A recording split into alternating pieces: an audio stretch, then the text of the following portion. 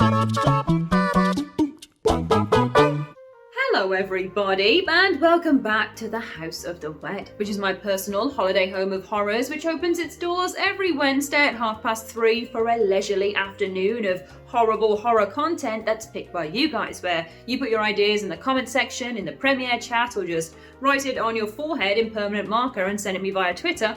There's an idea. And you see it turned into wonderful screen-based list goodness. So hello, welcome back if you've come from the main channel instead of our film version. It's just lovely to have you here. Welcome to my humble abode. Now, this week's excellent title comes courtesy of Lokigok, or Lokigok, please forgive me if I haven't pronounced that right, or indeed said the same name twice, but they have said to look at the world of stalkers, which is inherently clever because they're always looking at us, aren't we? And this way, with us looking at them, we're going to turn the peeper into the PP. Oh, she knows the wordplay. She knows it.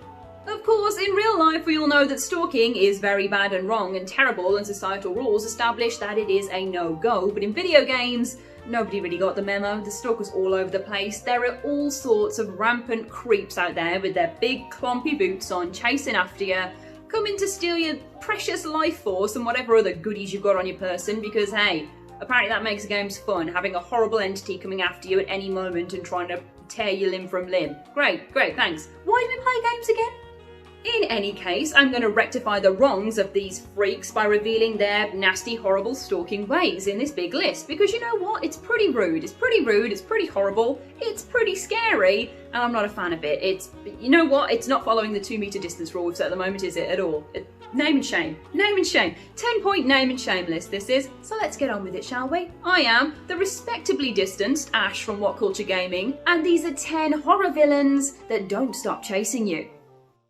10. Lisa, PT. The fear of being stuck is one we can all relate to, and PT plays on this burgeoning panic by sticking us in one creepy hallway. It's like Groundhog Day, just without the joys of Bill Murray, instead being left to constantly loop the same corridor. And we aren't alone when we do so. Oh no. That's right, we have our good old friend Lisa, a spirit who plagues the halls and spends the majority of the shortly lived PTs scaring the living crap out of you. It has since been proven that Lisa is in fact tethered to the player, constantly watching your every move, waiting for the opportune moment to startle you and launch your controller out the window. Her appearance is striking, plastered with a sinister smile that is enough to give you nightmares. She may pop up when you look in the bathroom mirror, or she can stare down at you from the balcony. No matter where you see her though, the next vision is always more haunting than the last. 9. Resident Evil 3 1999, The Nemesis. The recently revamped Nemesis isn't so much terrifying as he is predictable, to the point of being able to call the points that he's actually going to spring out on you. Instead, the original Nemesis is getting all of the credit here for just how excruciatingly sinister the damn thing is.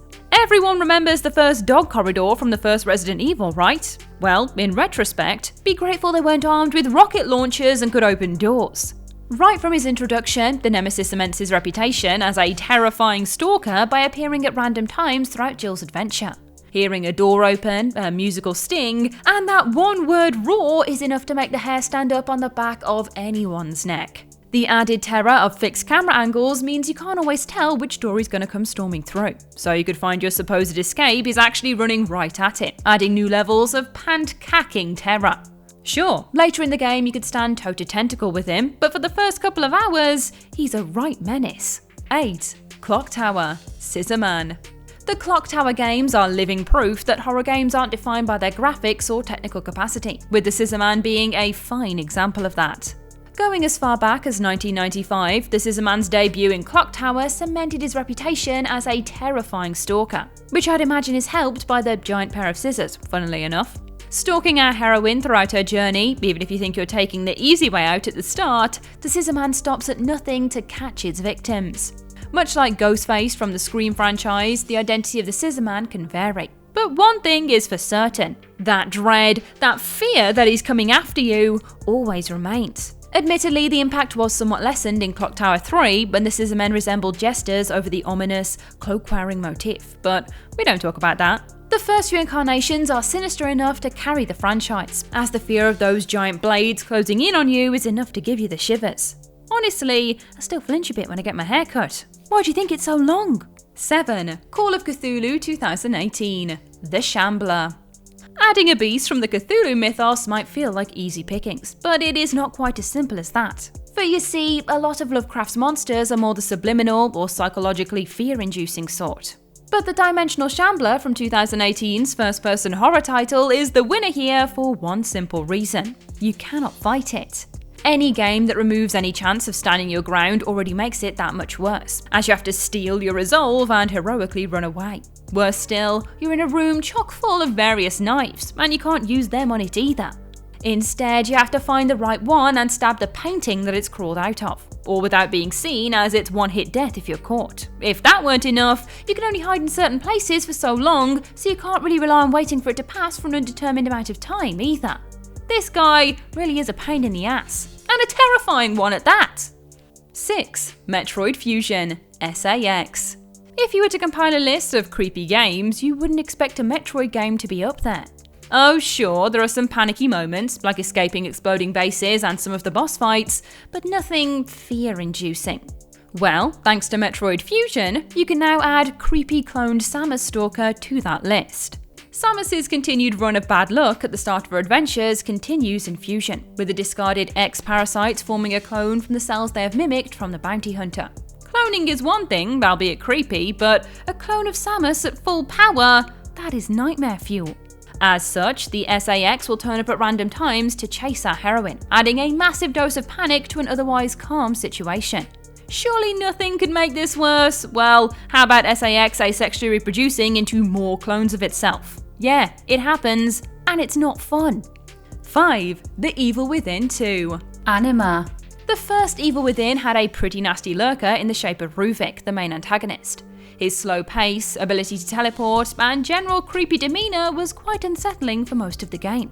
But as is the nature of sequels, stakes had to be raised. And as a result, we have the Anima to contend with. What makes it worse is that she has no real motivation to chase Sebastian, other than because he is the protagonist. While she may prove to be an optional boss to defeat, her appearance will inevitably halt your progress a few times along the way. Cropping up at set points, the game forces you into tense, hide and not be murdered sections with the apparition. Considering the second game favoured a more open world and slightly more action-based ideology, the throwback to horror and stealth elements from the first game makes it both jarring and tense in equal measure. One-hit death if she touches you, seemingly invulnerable, as well as just being an all-round terrifying presence make for a formidable stalker, and no pushover at that.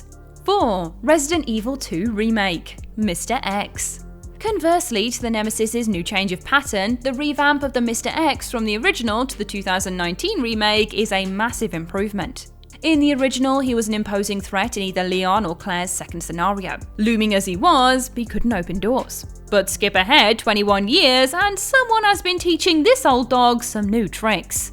Like Giga's alien counterpart, Mr. X can be drawn by gunfire. So if you're engaged in a firefight with zombies and or lickers, guess whose side the trenchcoat wearing tyrant is gonna take? Hearing the clumping of those size whatever boots following you is unnerving, as you can never really pinpoint his location. But make no bones about it, he will find you.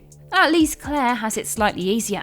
Poor Leon though, he has to put up with the silent stalker right up until the end of his scenario. Granted, you get a reprieve in that he couldn't enter certain rooms. But planning a gauntlet and hoping for a clean run was a tense and fraught experience. 3. F.E.A.R. Alma. When it comes to horror movies, children tend to fall into two categories: defenseless MacGuffins that need constant saving and protecting, or absolutely terrifying little shitbags. And if you were hoping for the former in this entry, then you've come to the wrong place. The first F.E.A.R. F.E.A.R. introduced series mainstay Alma as a creepy apparition that popped up from time to time to remind you of the horror elements of this FPS. Honestly, there is nothing worse than forgetting what's going on, having the time of your life with bullet time and great shooting elements, only to have the long-haired girl from The Ring appear in your path. Yes, she doesn't cause you direct harm, but the incessant knack of popping up at random to scare the daylights out of players is one that will stick with many, I would wager. The character may have lost her gravitas as a creepy stalker as later games went on, but when the first game was out, she was in her prime. Like I said, kids in creepy environments can only fall two ways. Demonic children are always going to elicit a pant-wetting experience, no matter the scenario. 2. Minecraft. Creepers. If there were an award for unexpectedly terrifying enemy in a family-friendly game, then creepers would clean house. Creepy face, check. Unnerving noise, check. Uncanny ability to turn up when you least expect it, check. And mate. Put simply, creepers are assholes. What exacerbates this is not just that they creep up on you, funnily enough, but that they explode when they do. Which means, for the uninitiated, that the lovely 2 up, 2 down you're hunkering down in can have a lovely hole blown out of the wall, in which more creepers can fill into and explode. It's enough to put many a player on edge. Hearing that hiss from behind before the following explosion shortens your life expectancy. It is even worse when several corner you in survival mode, as supplies and resources are already limited, as is your life. The Enderman might be a playful homage to the Slender Man, but it is the creepers that steal the show on this one. 1. Dead Space 2. Ubermorph. If you thought the regenerators from Resident Evil 4 were creepy yet tolerable because they could be killed, then the Ubermorph is going to upset you. Introduced late into the events of Dead Space 2, this unrelenting monster has a trick up its sleeve. It cannot be killed.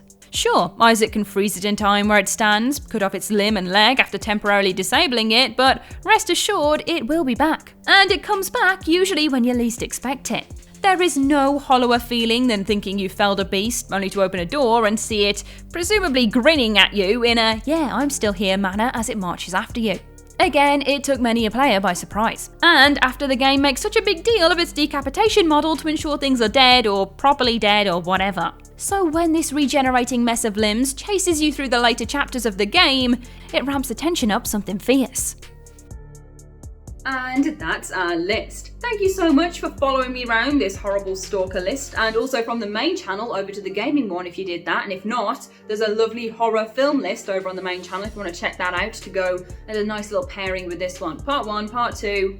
Enjoy it, guys, enjoy it. Have a little bit of Wednesday fun with 2 videos for the price of 1. I know I am. I just did, didn't I? I've just gone from one video to the other. Wow. I can recommend it to you all. In the meantime, don't forget to like, share, subscribe, sacrifice firstborn child to the overlords of WhatCulture, and come back again soon because we do nice content all the time, and you know, I think you'll enjoy it. It's been nice seeing you. I'll see you again next week.